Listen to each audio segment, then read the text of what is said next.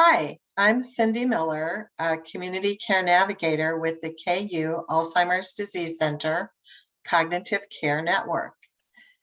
Today I'm going to talk about navigating resistance and decreasing the intensity and frequency of challenging behaviors that the person with Alzheimer's disease or related dementia may have. First of all, I want to say to you that challenging behaviors are normal for disease. In fact, about 80% of individuals with a dementia will have challenging behaviors. Most often, however, they will begin when the person has progressed to the middle stages of their disease.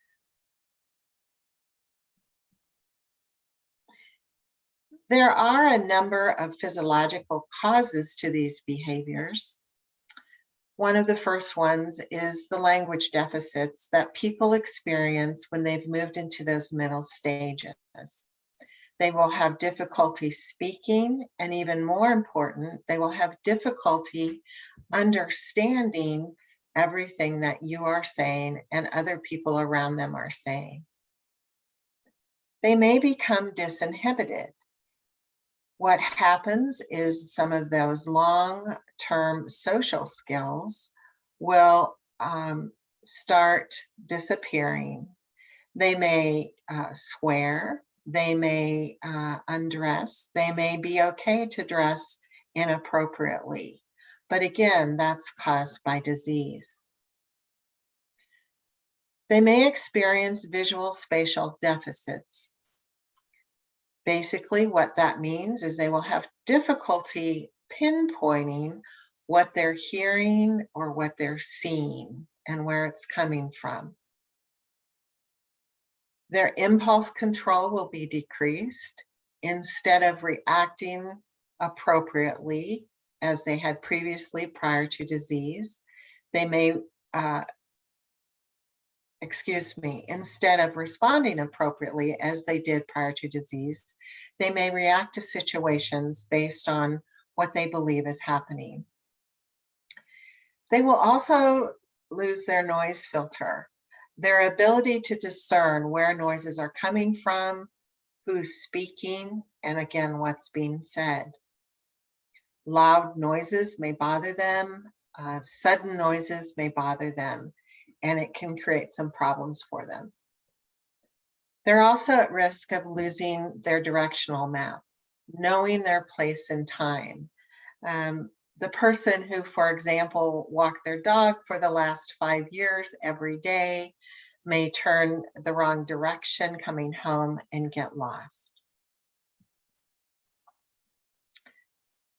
There's also causes of resistance. And one of the first ones I want to talk about is fear. The person may have fear when they are being rushed. Now, I know you as a caregiver have a lot to do every single day. If we rush the person, even though it may take twice as long, that can create fear for them. Their understanding of their world around them has decreased. They may not understand what you're saying or understand what you want them to do. When our expectation exceeds the person's capacity, that can also create fear. And again, because their language ability has declined, they may not be able to tell you, I just can't do that particular task. Another piece that creates fear is when they have poor recognition. And what I mean by that is when they may look at you and be in their long-term memory, and perhaps you are their spouse, but they may not recognize you as they believe in their mind in that moment that their spouse is much younger. They may misname their children. They may call an adult child perhaps one of the spouse's name or an aunt or uncle's name. And that's due to their poor recognition of who you are in that moment. So what can we do about that as caregivers? First thing is we need to simplify the tasks. If we have too many steps or require too much of them at one time, they're not going to be able to be successful. We also need to look at eliminating the automatic no. So what do I mean by that? If you ask a person in the middle stages of disease a yes or no question, most of the time they're going to say no because they may not be understanding, or they may have fear, or they may not understand um, how this is all going to work. So, what we need to do is ask yes questions. Do you want to go to the patio, or do you want to go out in the garden? That would be an example. We want to reassure them every day and different times during the day. Let them know that you are here with them and you're not going to leave them. And then, equally important is to check your own mood. You know, if you're wanting them to do something and you're not feeling good, or you're feeling impatient, or you're frustrated, which is normal reactions when you're a caregiver full time, probably not a good time to try to take on a task or to do something new. Another cause of resistance could just be fatigue, or that the person is just tired.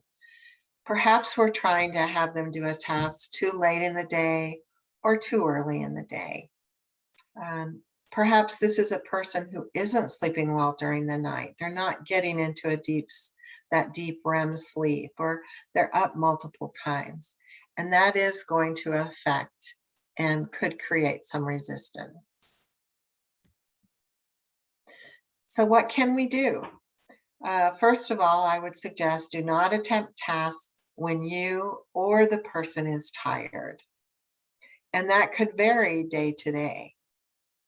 Certainly assess their nighttime sleep. If you're identifying consistently that they're getting up multiple times, they're not sleeping well, talk to your physician. They may need to have a sleep study done. The physician may want to order something to help that person sleep. And another suggestion is just don't attempt too many tasks at one time. I have personally served this population for over 30 years. And one of my very favorite things to ask caregivers to consider is uh, not to do appointments outside the home and tasks prior to going. For example, if they're going to have a doctor's appointment, perhaps bathing needs to happen the night before or the day before instead of the day of. If they have too much to do, it's not going to be successful. A huge piece of resisting could be because the person with disease has untreated pain or discomfort. They may have acute pain, something that has just happened. Maybe they sprained their ankle and you're not aware of it. Maybe they have an ingrown toenail and you haven't seen it. They could have chronic pain that they've had for a very long time, and previous to disease, they treated themselves for it. Someone with osteoporosis may have a bad back. And then that intermittent pain, depending on the weather, depending what the activity is, they could experience pain and discomfort on and off. So, what can we do? Well, first of all, I want to reiterate untreated pain and discomfort can cause some challenging behaviors. So, first of all, as a caregiver, we need to assess for any physical changes. Are they pacing more? Are they having difficulty sitting at the table? Are they more restless with their sleep? Are they resisting more? And is this happening like all of a sudden you're seeing these changes? We need to monitor for any infections. Keep in mind their ability to report and tell you what's going on is compromised in the middle stages. They could have something like a bladder infection, only they won't be able to tell you that they have urgency. We'll have to observe if they have frequency, but just watch for those changes. As a caregiver, you'll also need to advocate for pain in all settings. That's at home when you take them to the doctor, if they're living in a community, if they're in assisted living, if they're in long-term care setting. Again, keep in mind the person is not going to be able to tell someone successfully not only where they're hurting, but um, what they need to relieve some of that discomfort. Talk with their physician and let them know those things that you're observing. Let them know about the chronic pain that the person used to have prior to disease, and talk to the physician about treatment. And just in summary, never assume that pain is absent. The person with disease is just an inaccurate reporter and is not going to be able to share exactly what's going on with them. Another cause of resistance and can create some challenging behaviors is when the person is experiencing a delusion or believing something that is not true, believing something that is not true. Or they may be having a hallucination, seeing, smelling, hearing things that you can't see, you can't hear, or you can't smell. So, what can you do about that? First of all, never challenge or argue with the person. They are believing in their brain what they're believing. And if we argue with them, that can escalate those feelings of resistance and create more challenging behaviors. The person could become aggressive, um, and instead try using some distraction. It could be as simple as offering them a drink, maybe going for a short walk, looking out at a window, maybe getting some photos out. You know your person better than anyone else, and so you may need to try some distraction. Now, if the person is having a delusion, believing things that aren't true, or a hallucination, seeing things that aren't real, and it's pleasant to them, we just need to connect with them at their feeling level. I recall a client I had years ago, and she was a kindergarten teacher, had advancing Alzheimer's disease. When she looked out her living room window at their willow tree, she thought it was a child swinging on a swing, and she was very happy. And I remember vividly how much joy she was experiencing in that moment. However, if the delusions and hallucinations are persistent and they're creating distress for the individual with disease, again, you may want to connect with those feelings, but you will also want to talk to the physician because they may require some medications.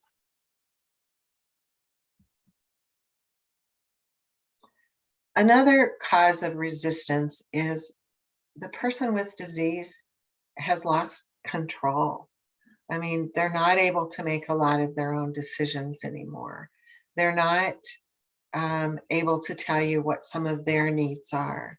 They're not able to go to work anymore. They're not driving. They're not able to call their friends. Um, and so their grief and their sadness is very real for them. But again, they may not be able to articulate. Their feelings of abandonment are real. Perhaps their friends don't visit anymore. Perhaps family members are having difficulty understanding disease and are not connecting with them. Perhaps the person who went to church every Sunday now is not able to go, or when they do go, they're not able to participate. Relationships change for the person with disease. Some people don't understand disease and back off. Some people just can't manage being around the person, and some people won't. But keep in mind, in that relationship changing, there will also be new people that may step up in your life and be very much a part of your life.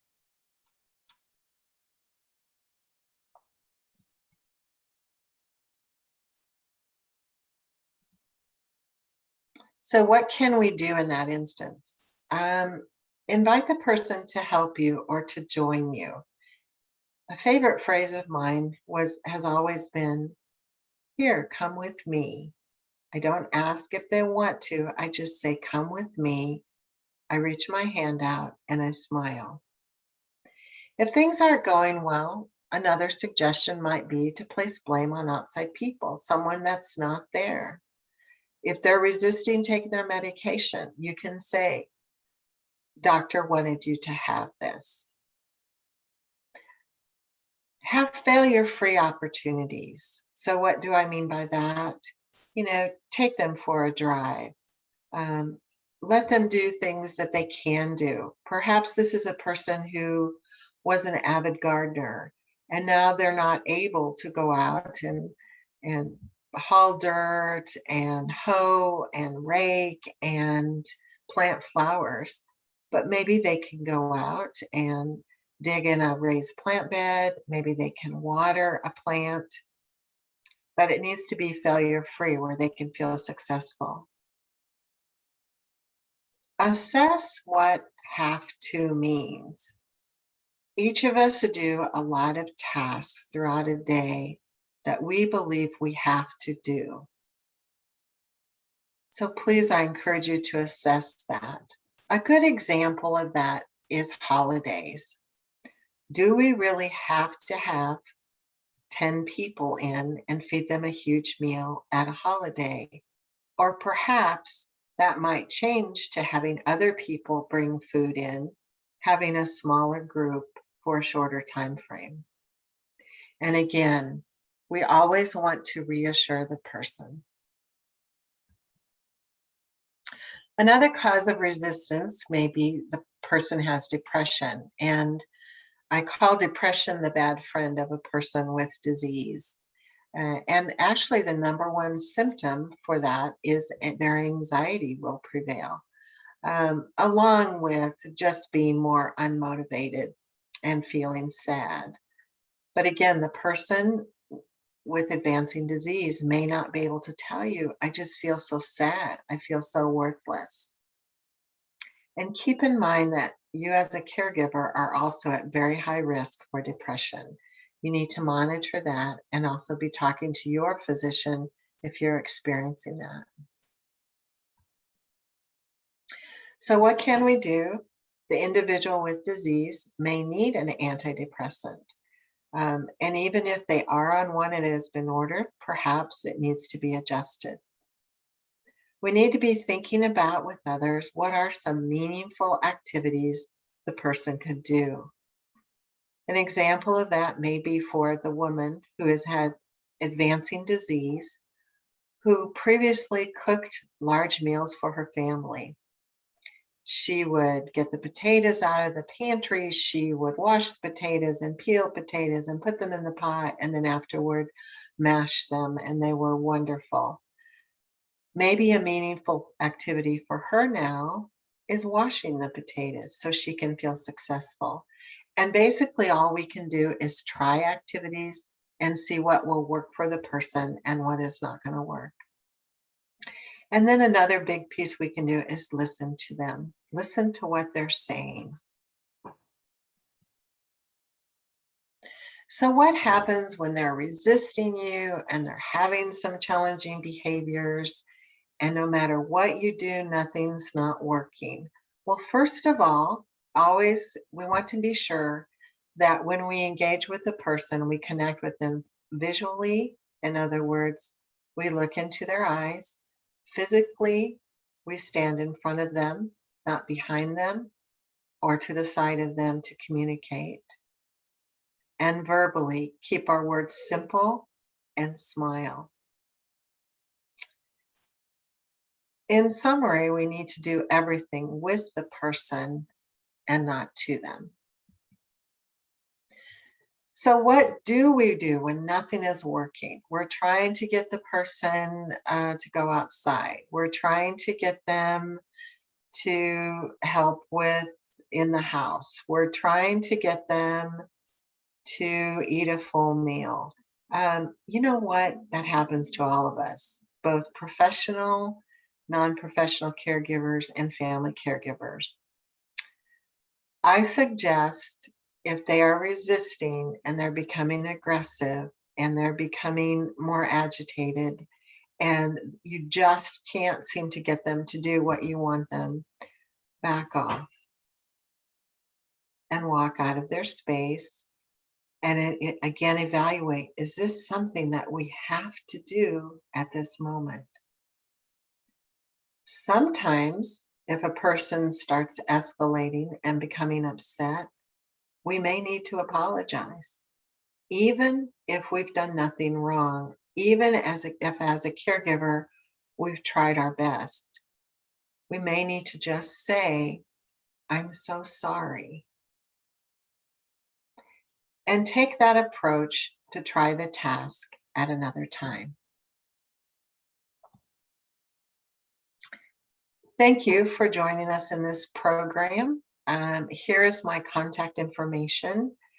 Please do not hesitate to email or phone if you have any questions or want more information about dealing with resistance and challenging behaviors. If you currently are working with a community care navigator, don't hesitate to contact them too, because they will have information for you also. And I hope each of you are having a good day today.